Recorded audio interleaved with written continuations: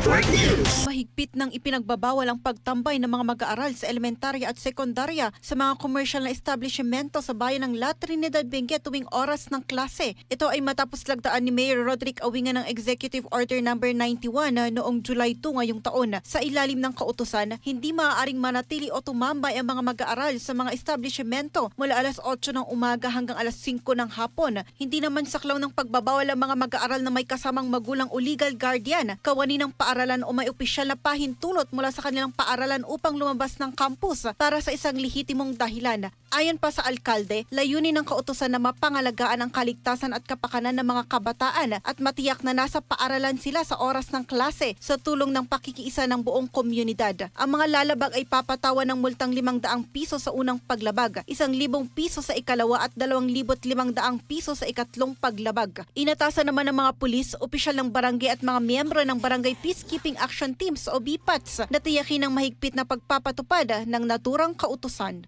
Kasama mo mula dito sa 103.9 IFM Baguio, ito si Idol J. Ann Calis, Tatak, RMN. RMN Network News.